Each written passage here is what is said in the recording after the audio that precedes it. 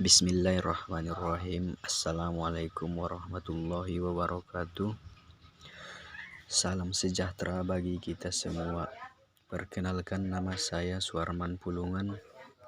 Kami dari kelompok 1 yang terdiri dari 3 orang, yaitu yang pertama saya sendiri, yang kedua Anita Rahmadani, yang ketiga Hana Angelina Fardede. Pada hari ini kami akan menayangkan hasil presentasi kami dengan tema definisi bimbingan dan konseling. 1. Pengertian bimbingan. Pengertian bimbingan secara etimologis. Kata bimbingan merupakan terjemahan dari guidance, berasal dari kata guide yang artinya menunjukkan atau to direct.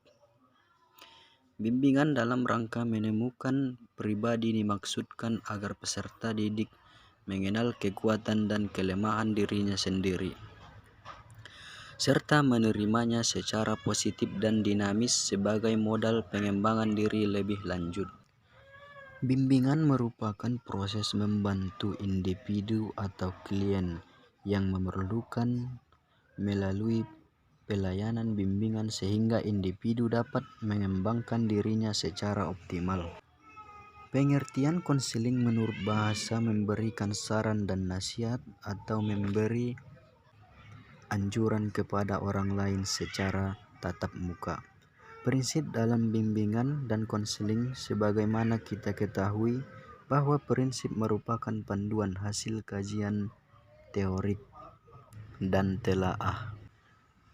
Pemahaman tentang prinsip-prinsip dasar dari bimbingan dan konseling ini sangat penting diterapkan di lapangan.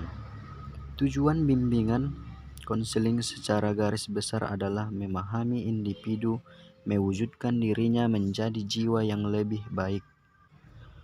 Tujuan khusus dari layanan bimbingan konseling adalah untuk membantu siswa agar mencapai tujuan-tujuan perkembangan meliputi aspek-aspek antara lain yaitu pribadi, sosial, belajar, dan karir. Siswa diharapkan akan menjadi individu yang mandiri dengan ciri-ciri antara lain yaitu 1.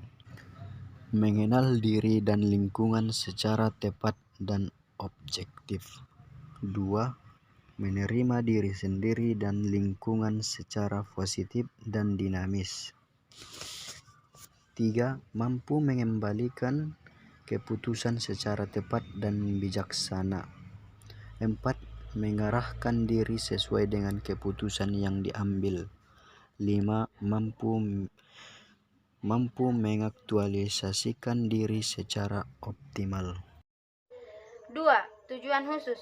Tujuan khusus dari bimbingan konseling adalah untuk membantu siswa agar mencapai tujuan-tujuan perkembangan, meliputi aspek-aspek antara lain pribadi, sosial, belajar, dan karir. Dalam aspek tugas perkembangan pribadi sosial, layanan bimbingan dan konseling membantu siswa agar yang pertama, memiliki kesadaran diri, yang kedua, dapat mengembangkan sikap positif, 3. Membuat pilihan secara sehat, yang keempat, menghargai orang lain, yang kelima, memiliki rasa tanggung jawab, yang keenam, mengembangkan keterampilan hubungan antar pribadi, yang ketujuh, dapat menyelesaikan konflik, dan yang kedelapan, dapat membuat keputusan secara efektif. Dalam aspek tugas perkembangan belajar, layanan bimbingan dan konseling membantu siswa agar dapat melaksanakan keterampilan atau belajar secara efektif. 2. Dapat menetapkan tujuan dan perencanaan pendidikan. 3. Mampu belajar secara efektif. 4. Memiliki keterampilan dan kemampuan dalam menghadapi ujian atau evaluasi. Dalam aspek tugas perkembangan karir, layanan bimbingan dan konseling membantu siswa agar mampu membentuk identitas karir. 2. Mampu merencanakan masa depan. Yang ketiga, dapat membentuk pola-pola karir. Yang keempat, mengenal keterampilan, kemampuan, dan minat. Fungsi bimbingan dan konseling. Yang pertama, fungsi pencegahan atau preventif. Yang kedua, fungsi pemahaman. Yang ketiga, fungsi perbaikan. Yang keempat, fungsi pemeliharaan dan pengembangan.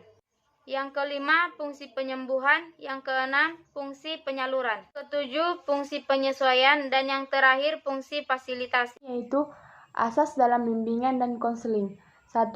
Asas kerahasiaan, yaitu asas yang menuntut dirahasiakannya segenap data dan keterangan peserta didik yang menjadi sasaran layanan, yaitu data atau keterangan yang tidak boleh dan tidak layak diketahui orang lain. 2. Asas kesukarelaan, yaitu asas yang menghendaki adanya kesukaan dan kerelaan peserta didik mengikuti, menjalani layanan kegiatan yang guru diperuntukkan baginya. 3. Asas keterbukaan,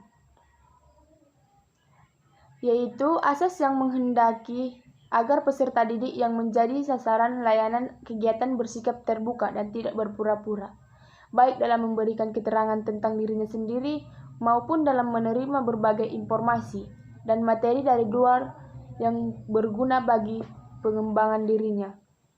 4.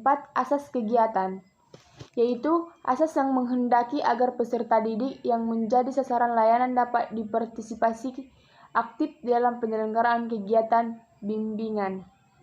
Kelima, asas kemandirian, yaitu asas yang menunjukkan pada tujuan umum bimbingan dan konseling, yaitu peserta didik sebagai sasaran layanan kegiatan bimbingan dan konseling diharapkan menjadi individu-individu yang mandiri. 6. Asas kekinian, yaitu asas yang menghendaki agar objek sasaran layanan bimbingan dan konseling yakni permasalahan dihadapi peserta didik dalam kondisi sekarang. 7. Asas kedinamisan, yaitu asas yang menghendaki agar isi layanan terhadap sasaran layanan hendaknya selalu bergerak maju, tidak menonton dan terus berkembang serta berkelanjutan sesuai dengan kebutuhan dan tahap perkembangannya dari waktu ke waktu. Telapikan dan mengatasi hambatan yang kesulitan yang dihadapi dalam studi. Fungsi-fungsi pembimbing dan konseling, fungsi pencegahan, fungsi pemahaman, fungsi perbaikan, fungsi pemeliharaan dan pengembangan. 3. Asas-asas bimbingan dan konseling, asas kerahasiaan, asas kesukarelaan, keterbukaan, kenormatifan, keahlian, tangan kasus dan tuturan layani. Demikian yang bisa kami sampaikan. Jika ada kata-kata yang salah kami mohon maaf. Mungkin ini yang bisa kami sampaikan untuk makalah kami. Kami akhiri dengan wassalamualaikum warahmatullahi wabarakatuh. Terima kasih.